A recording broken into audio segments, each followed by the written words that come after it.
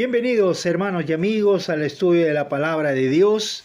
Siempre es grato poder comunicarnos a través de este medio, compartiendo la palabra de Dios. Y hoy día nos toca considerar Tito, el capítulo 2.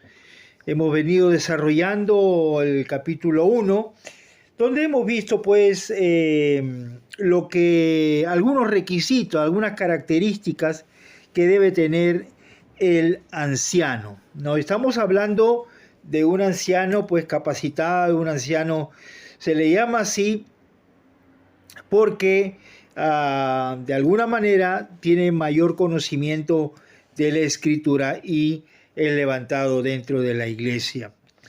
Ahora bien, Tito, el capítulo 2, hay un fuerte énfasis en lo que significa enseñar la palabra de Dios, enseñar la sana doctrina. Por eso, en el versículo 1 dice, pero tú habla lo que está de acuerdo con la sana doctrina.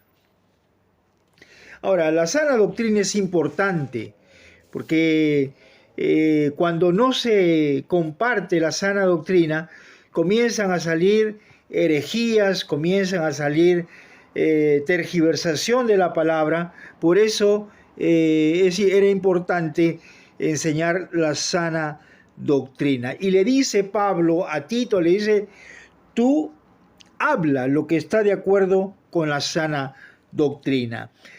Esta doctrina se refería a las enseñanzas de los apóstoles.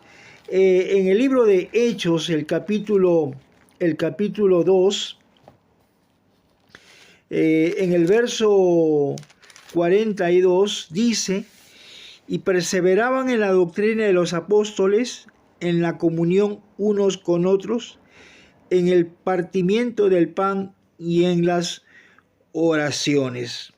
Entonces, vemos acá que dice que perseveraban en la doctrina de los apóstoles. Entonces, era importante entonces que Tito pueda recordar todo lo que ha aprendido, ya sea del apóstol Pablo o de otros hombres de Dios. Y es importante, entonces decíamos, hablar acerca de la sana doctrina. Pero en este capítulo 2 nos habla fundamentalmente de sana doctrina, en el versículo 1, en el versículo 2, sanos en la fe, en el versículo 8, palabra sana, porque es importante que la doctrina de los apóstoles, sana doctrina, ¿no es cierto?, esté pues depositados en aquellos que son sanos en la fe. Y luego la palabra de Dios tiene que ser depositada en aquellas personas que son irreprochables. Pero el versículo 2 nos habla acerca de un grupo. Ahora bien, en el versículo 2 les habla a los ancianos. En el versículo 3 le habla a las ancianas. Y en el capítulo 6 les habla a los jóvenes. Sin embargo, también en el versículo 9 le habla a los siervos. Entonces, y todo habla acerca de la doctrina, la importancia de la doctrina. Entonces, vemos acá que el apóstol Pablo le dice a Tito las cosas que tiene que enseñar y debe ser absolutamente sano tanto para los ancianos, las ancianas, los jóvenes y los siervos. Ahora bien, versículo 2, que los ancianos sean sobrios, serios, prudentes, sanos en la fe, en el amor, en la paciencia. Sanos, dice, en la fe, en primer lugar. Segundo lugar, sanos en el amor. Y en tercer lugar, sanos en la paciencia. En la paciencia. A veces nosotros vivimos en una sociedad que es impaciente, ¿cierto? Entonces, el apóstol está diciendo que debemos de ser sanos en la paciencia. Ahora bien, dice que seamos sobrios, que seamos serios y prudentes, sanos en la fe, en el amor y en la paciencia. Aquí aparece por primera vez en este capítulo la palabra prudente, prudente. Pero también aparece en el versículo 5, también dice, a las ancianas le dice a ser prudentes. En el versículo 4, el versículo 5, la primera parte. Luego también en el versículo 6 le dice que los jóvenes también deben ser prudentes. Entonces vemos acá que tanto a los ancianos, a las ancianas, a los jóvenes, le dice, hay que ser prudentes, hay que ser cautelosos. Entonces, en cuanto se refiere a la vida práctica. Entonces, en el versículo 3 dice, las ancianas deben ser reverentes en su porte, no calumniadoras, esclavas del vino, maestras del bien. Maestras del bien. Ahora, la palabra sobrio que aparece aquí en el versículo 2, se refiere a ser un hombre vigilante, un hombre que pudiera ser respetado, ¿no es cierto?, por los demás, ¿no? Debe ser una persona cautelosa, una persona prudente. Ahora, versículo 3, las ancianas deben ser reverentes, deben ser de ejemplo. Ahora dice que también no calumniadoras, dice la Escritura, no atadas o esclavos del vino, y dice también finalmente maestras del bien, maestras del bien. Y tenían algo que hacer las ancianas de la iglesia, como dice en el versículo 4, que enseñan a las mujeres jóvenes a amar a sus maridos y a sus hijos. Y ahí aparece nuevamente la palabra prudente. En el versículo 5, prudentes, castas, cuidadosas de su casa, buenas, sujetos a su marido, para que la palabra de Dios no sea blasfemada. Entonces, la influencia y la actividad de la mujer para estabilidad de la familia, para las relaciones conyugales, para con los hijos. Entonces, la mujer debería enseñar todo eso a las mujeres jóvenes, y eso debería ser una característica en las mujeres.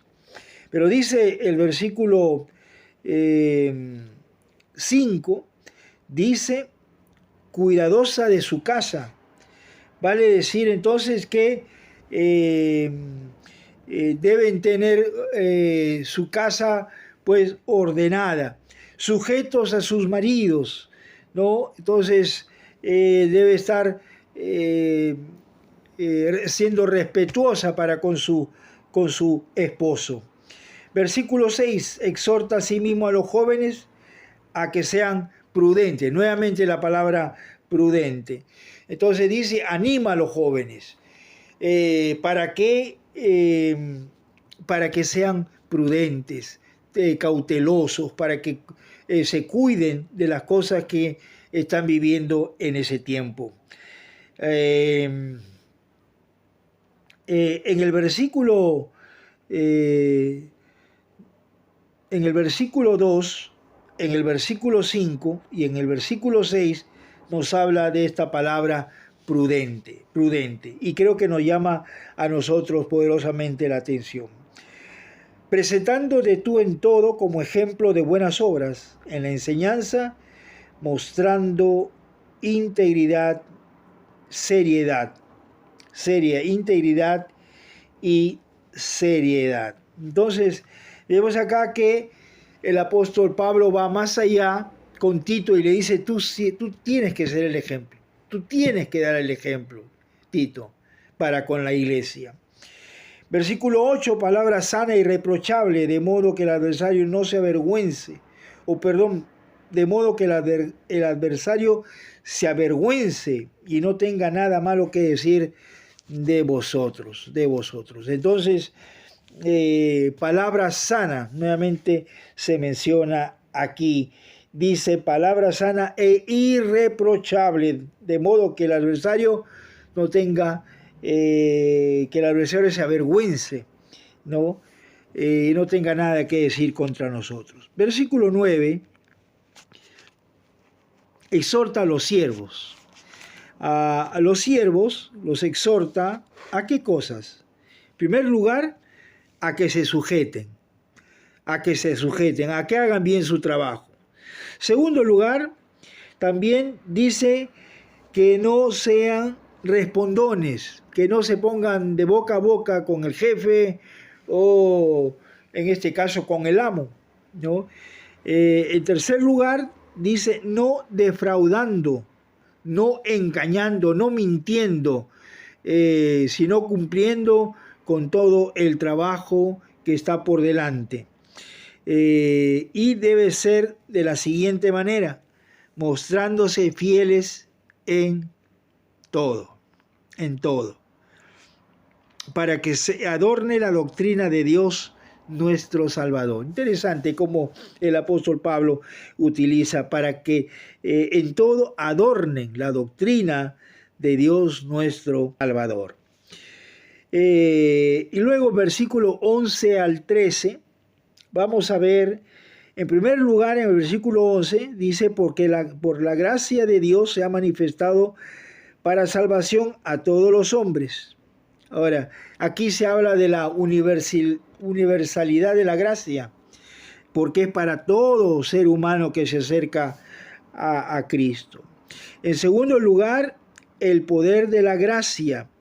No, hemos hablado de la universalidad de la gracia, ahora vamos a hablar del poder de la gracia, enseñándoos que, renunciando a la impiedad de los deseos mundanos, vivamos en este siglo sobria, justa y piadosamente. Eso es lo que produce en el creyente cuando el Espíritu Santo nos guía, nos llena. Entonces se va a producir en nosotros ese poder de su gracia. En tercer lugar, esto nos habla acerca de, como dice el versículo 13, aguardando la esperanza bienaventurada y la manifestación gloriosa de nuestro gran Dios y Salvador Jesucristo. Tercer lugar, aguardando la esperanza de tener de estar gozando de la presencia misma de Dios. Y estamos nosotros como hijos de Dios aguardando, esperando que nuestro Señor Jesucristo venga pronto y podamos nosotros vivir para siempre con Él, aguardando la esperanza. En cuarto lugar, quien se dio a sí mismo por nosotros para redimirnos. Es la redención por su gracia. Y ahí nos habla pues acerca de que hemos sido salvos por gracia, no por medio de la fe, no por obras, para que nadie pueda gloriarse, dice el libro de Efesios. Entonces dice, para toda buena obra.